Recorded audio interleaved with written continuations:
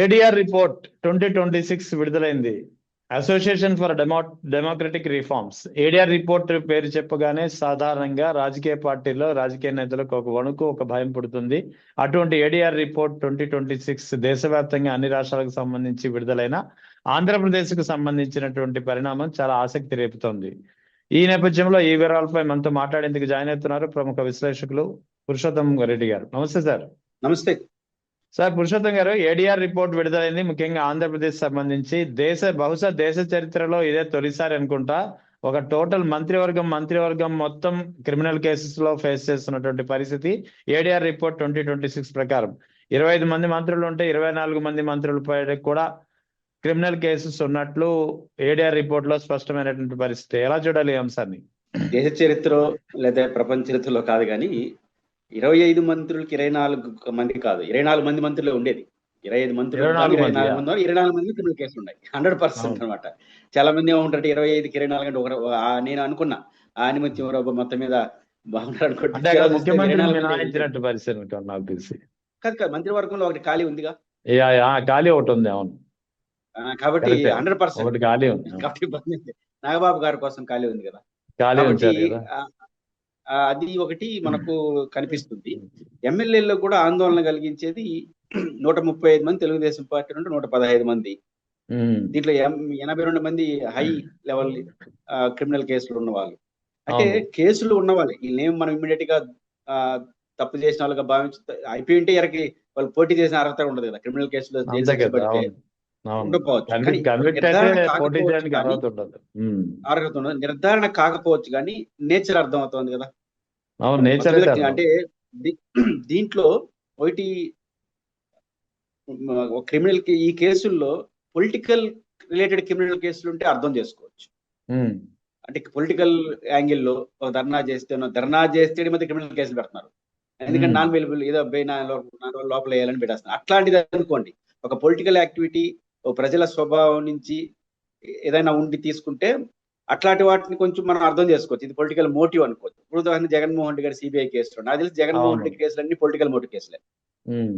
ఆయన వైసీపీ కూడా చెప్పే 6 మందిలో జగన్ గారి పేరు ఉండొచ్చు. మామూలుగా ఏడిఆర్ వాళ్ళు ఏం చేస్తారంటే పోలీస్ స్టేషన్ సంప్రదించి మక్కికి లెక్కేస్తారు. నిజానికి ఇంకొంచెం చొరవ చూపి దీంట్లో పొలిటికల్ మోటివ్ ఏంటి, నాన్ పొలిటికల్ మోటివ్ కన్నా బైఫర్కేషన్ చేయగలిగితే ఇంకా బాగుంటుంది. ఇప్పుడు జగన్మోహన్ రెడ్డి గారి పైన ఉన్నటువంటి అఫెన్స్ అంతా పొలిటికల్ మోటివ్ కేసే కదా అది. కాబట్టి ఇప్పుడు ఇంకేం చేస్తారో తెలియదు. కాబట్టి పొలిటికల్ మోటివ్ ఉన్న కేసుల్ని వేరు చేసి చూస్తే ఇంకొంచెం ప్రమాదాలు ఎట్లా ఉంటుంది. ఏదైనప్పటికీ ఈ క్రిమినల్ కేసులని చూసినప్పుడు ఆందోళన కలిగించే అంశం. ప్రభుత్వాలు ఖచ్చితంగా దీనిపైన సీరియస్ గా ప్రజలు ఆలోచించాల్సింది. ప్రభుత్వం ఆలోచించేది. ప్రభుత్వం అంటే ఎమ్మెల్యేలు అంతా ఇట్లాంటి అఫెన్స్ ఉన్న వాళ్ళు. అందుకేనేమో నాకు అనిపిస్తుంది ఈ జెన్జీ పాలిటిక్స్, ఈ కాక్రోచ్ పాలిటిక్స్ ఎందుకు వస్తున్నాయి, ఇందుకే అసహ్యం వేసి ఇంకెవరిని మార్చలేమని చెప్పేసి ఎర్ర రూట్ ఎంచుకుంటున్నారు. అయితే ఇక్కడ ఒక ప్రస్తావన ఏమొస్తుంది, ఒక ఉండకూడని పార్టీగా, ఒక నేర పూరిత పార్టీగా వైఎస్ఆర్ కాంగ్రెస్ పార్టీని తెలుగుదేశం పార్టీ వర్ణిస్తా ఉంది. మరి ఈ రిపోర్ట్ ఆధారంగా చేసుకుని ఎవరిని నేరపూరిత పార్టీగా భావించాలి అంటే మీరు వారు చెప్తున్నది వివేకానంద రెడ్డి గారి కేసుని దృష్టిలో పెట్టుకొని. వివేకానంద రెడ్డి కేసు ఇంతవరకు కొలికి రాలేదు. దాంట్లో జగన్మోహన్ రెడ్డి గారికి కనీసం నోటీసులు ఇవ్వలేదు. జగన్ గారికి కానీ భారతి గారికి కానీ నోటీసులు ఇవ్వలేదు. నోటీసులు ఇవ్వని జగన్మోహన్ రెడ్డి గారి పైన గొడవల పార్టీని పెడతారా? మీకు ఆల్రెడీ రికార్డెడ్ ఇవన్నీ. అవుట్ ఆఫ్ 135 లో 115 మంది క్రిమినల్ కేసులు ఉన్నాయి తెలుగుదేశం పార్టీ ఎమ్మెల్యేలు. మంత్రివర్గంలో టోటల్ క్రిమినల్ కేసులు ఉన్నాయి. మరి జగన్మోహన్ రెడ్డి గారి పైన ఉన్న ఏదైనా కేసులు 6 మందిలో ఉంటే అది పొలిటికల్ మోటివ్ కేసు కనిపిస్తూ ఉంటుంది. అలాంటప్పుడు ఆ పార్టీని మీరు అంటున్నారు, మన పార్టీని ఏమనాలి, నమోదైన వాళ్ళని. కాబట్టి ప్రభుత్వం, తెలుగుదేశం పార్టీ వీటి గురించి ఆలోచించాలి. అందుకే అంటున్నాను, మనకు అవకాశం దొరికినప్పుడు బుద్ధిపోటు విమర్శలన్నీ చేసేస్తే రేపు ఇట్లా నిజాలు బయటకు వస్తాయి. ఇప్పుడు ఏం చెప్తారు?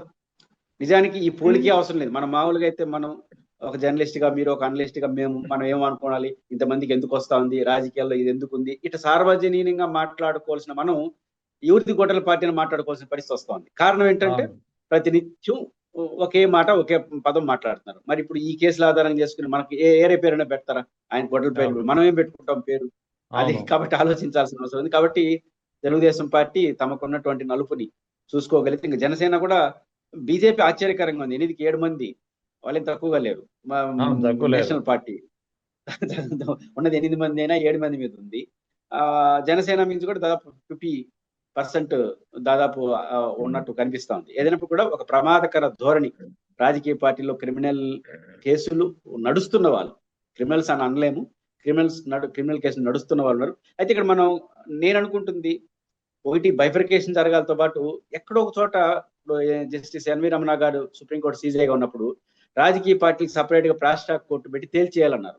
అది నిజానికి మంచిది. ఇంకా పొలిటికల్ లీడర్ పైన కేసు నమోదయ్యి వాడు రిటైర్ అయిపోయి చచ్చిపోయేంత వరకు కేసు నడుస్తా చివరకు ఏమి తేలలేదని కొట్టేస్తే ఇలా చనిపోతే తీర్పిస్తే ఏం లాభం ఉంది.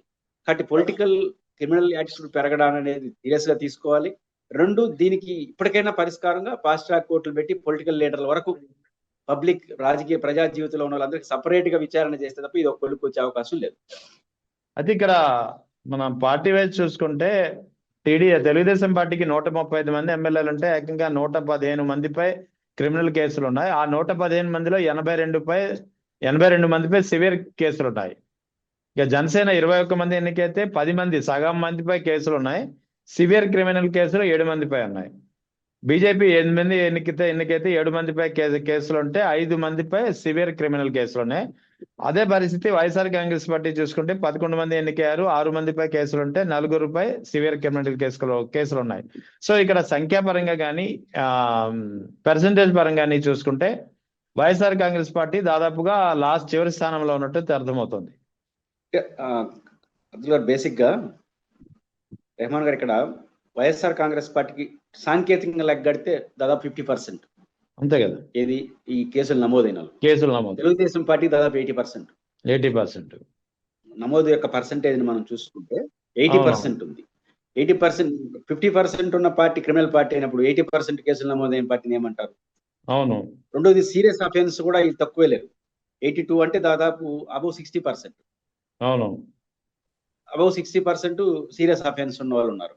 కాబట్టి ఈ మొత్తం లెక్కలు చూస్తుంటే తెలుగుదేశం అధికార పార్టీ ఇప్పుడు ఈ కేసులు ఎక్కువ నమోదు ఉన్నాయి. ఇప్పుడు దీన్ని చూసినప్పుడు మనకి ఏమనిపిస్తుంది? అధికారంలో ఉన్న వాళ్ళపై ఈ కేసు ఉన్నప్పుడు దీన్ని త్వరితగతిన పరిష్కరించాలని ఆలోచన వస్తుందా? ఎందుకంటే ఇప్పుడు కేంద్ర ప్రభుత్వం నేను చెప్పినట్టు ఈ రమణ గారు ఉన్నప్పుడు సపరేట్ కోర్టులు పెట్టాలని తీర్పు బాగానే ఉంది. ఇన్ఫ్రాస్ట్రక్చర్ కల్పించాల్సింది మళ్ళీ రాష్ట్ర ప్రభుత్వం, కేంద్ర ప్రభుత్వం. ఈ సీరియస్ అఫెన్స్ లో పెట్టుకొని టోటల్ గా 80%, 70%, 90% మన ఎమ్మెల్యేలందరూ ఈ క్రిమినల్ యాక్టివిటీ లో ఉంటే తొందరగా తేల్చడానికి కోరుకోరు కదా, సహకరించరు. కాబట్టి ఒక డెమోక్రసీలో ఒక బిగ్ చేంజ్ వస్తే తప్ప కోర్టుల ద్వారా అనేది పరిష్కారం. ఖచ్చితంగా బిగ్ చేంజ్ రావాలి. పార్టీలను గమనించాల్సింది ఇది పెరుగుతూ వస్తే రేపు ప్రజలు అసహించుకుంటారు.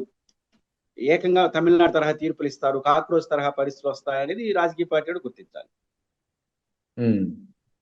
సో ఇక ఏడీఆర్ రిపోర్ట్ గురించి పక్కన పెడితే రిమాండ్ రిపోర్టు సిఏ నాగరాజును నిన్న కోర్టులో సబ్మిట్ చేసినప్పుడు సిట్ ఏదైతే దర్యాప్తు బృందం ఉందో సిట్ ఒక రిమాండ్ రిపోర్టు దాఖలు చేసిన విషయం తెలిసింది. ఈ రిమాండ్ రిపోర్ట్ లోనే నాగరాజుది, సాయి కృష్ణది లాకప్ డెత్ అని చెప్పి కన్ఫర్మ్ చేసినటువంటి పరిస్థితి.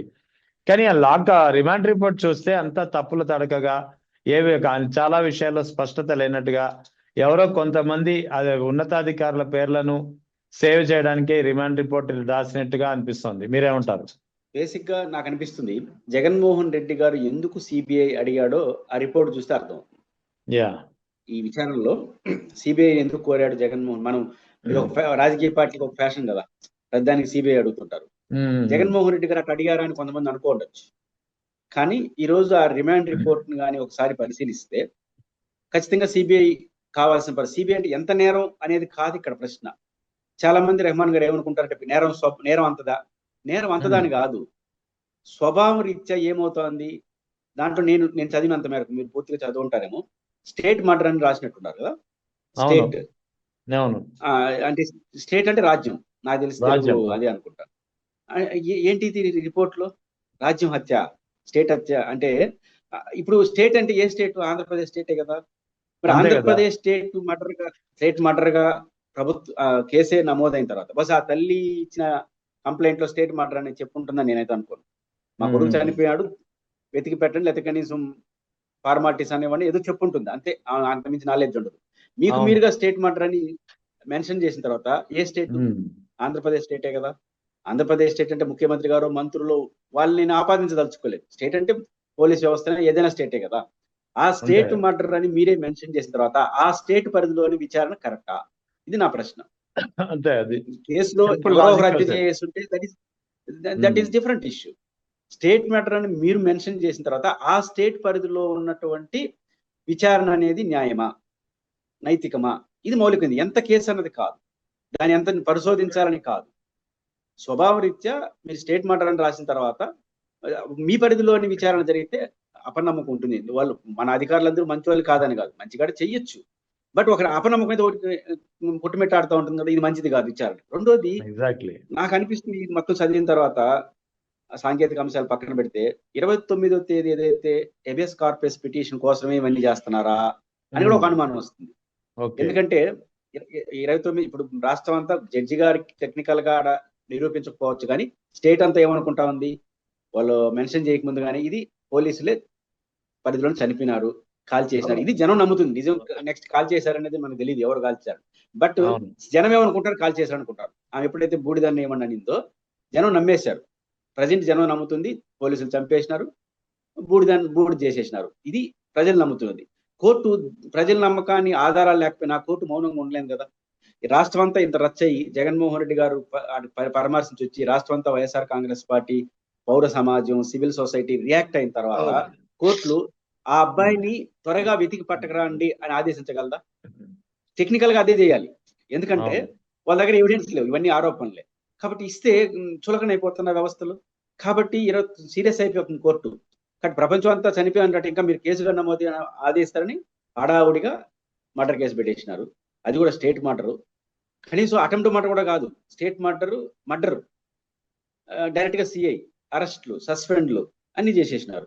రేపు ఏం చెప్తారు కోర్టుకి, ఇది స్టేట్ పోలీస్ స్టేషన్ పరిధిలో జరిగిపోయినట్టుంది, సీసీ కెమెరాల్లో వివరాలు లేవు, ఇంకా ఈ మధ్యలో వారం 10 రోజులు మే 3 నుంచి ఇది నడుస్తున్నట్టుంది కదా, మీది మొత్తం వ్యవహారం నడుస్తుంది. మే 3 అంటే 1.5 నెల. ఆమె దాదాపు 1 నెల క్రితం ఏదో కేసు పెట్టినట్టుంది, పోలీసుల దగ్గర తిరిగింది, డీజీపీ దగ్గర తిరిగింది, కోర్టులో హెబియస్ కార్పస్ పెట్టింది. అప్పటి నుంచి మీరు కనిపెట్టలేకపోయారా ఈ మధ్యలో ఏం జరిగింది? అన్నిటికన్నా మించి ఇది టాస్క్ ఫోర్స్ ఎందుకు ఇన్వాల్వ్ అయినారు? టాస్క్ ఫోర్స్ వాళ్ళు ఇన్వాల్వ్ అయినారంటే అర్థం సిపి పరిధిలో జరుగుతుందని అంటున్నారు. ఆ టెక్నికల్ గా టాస్క్ ఫోర్స్ ఇప్పుడు పోలీస్ స్టేషన్ లో తీసుకొచ్చి వదిలారు రెహమాన్ గారు, బేసిక్ గా ఎవరు తీసుకొచ్చారో రాయలేదు. టాస్క్ ఫోర్స్ అంటే ఇంత దాటి రేపు కోర్టు అంటే ఏదైనా సరే దాన్ని తప్పించుకుందాం, దీనికి పరిష్కారంగా ఈ బ్యాక్ ఏది మనకు సీసీ కెమెరాల్లో ఫుటేజ్ అడిగిపోయింది, ఇన్ని రోజులు కనిపెట్టలేకపోయారా, సమాచారం సిఐ లేదా పైన డిఎస్పీ ఏం చేస్తున్నాడు, ఇవన్నీ క్వశ్చన్లు వస్తాయి. కాబట్టి సింపుల్ గా సిట్ వేసేసినారు. సిట్ వేస్తే ఉంది, ఇవన్నీ చేయడం కోసం సిట్ వేసామని చెప్తారు కోర్టు మందలించి తొందరగా చేయండి అని చెప్తున్నారు, అంతమించి ఏం చేయగలరు. అంటే పాయింట్ ఏంటంటే ప్రజల్లో ఉన్న భయాలు తొలగించి ప్రజల్లో ఉన్న భావాలని గుర్తించి మనం విచారణ చేయాలి, ప్రభుత్వం స్పందించి. అలా కాకుండా రేపు హైకోర్టులో హెబియస్ కార్పస్ ఎడ తప్పించుకుందాం అనే ధోరణితో ఇటు తప్పులని రాస్తారు. ఎవరైనా స్టేట్ మర్డర్ అని రాస్తారా, లేకపోతే మర్డర్ అని రాయడం ఏంటి? ఎవరు మర్డర్ చేసినట్టు? మీరు మర్డర్ అంటే దాన్ని 2 టాస్క్ ఫోర్స్ తీసుకొచ్చామంటున్నారు. టాస్క్ ఫోర్స్ వాళ్ళకి ఎవరు ఆదేశాలు ఇచ్చారు, మళ్ళీ మెన్షన్ దీంట్లో ఎందుకు? ఇవన్నీ ఏం చూస్తా ఉంటే కేసు నుంచి ఎడ తప్పించుకుందాం. అందువల్ల ప్రభుత్వం నిజాయితీగా అడుగు లేకపోతే ప్రతిదీ మీకే మెడ చుట్టుకుంటుంది.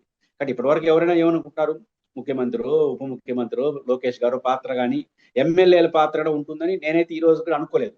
కానీ కాపాడే తీరు చూస్తే ఒక సిఐ కోసం ఇంత చేస్తారా అని ఎవరిని అనుమానిస్తే ఏం సమాధానం చెప్తాం? అదే కదా. కాబట్టి టోటల్ గా ప్రభుత్వం అన్ఫేర్ గా వ్యవహరిస్తే ఇప్పటికే ఈ విషయంలో మెడ చుట్టుకున్నారు. మీకు సంబంధం లేని ప్రభుత్వానికి నేరుగా ప్రభుత్వం చేసిన తప్పు ఏంటంటే ఇన్ టైంలో రియాక్ట్ కాలేదు, ఈ గందరగోళం. మళ్ళీ దానిలంటూ పవన్ కళ్యాణ్ గారు రౌడీ ఎలిమెంట్, ఆయనకి ఎందుకు సపోర్ట్ చేస్తారు, ఆయన ఒక వర్షం తీసుకున్నాడు. ఇవన్నీ ఎత్తుగడలని అల్టిమేట్ గా మీకే నష్టం వస్తాయి. ఈ విన్యాసాలు ఆపేసి ఇప్పటికైనా హానెస్ట్ గా చేయగలిగితే మంచి ఏదో చెడ్డ ఏదో వ్యవస్థలు తెలుస్తాయి.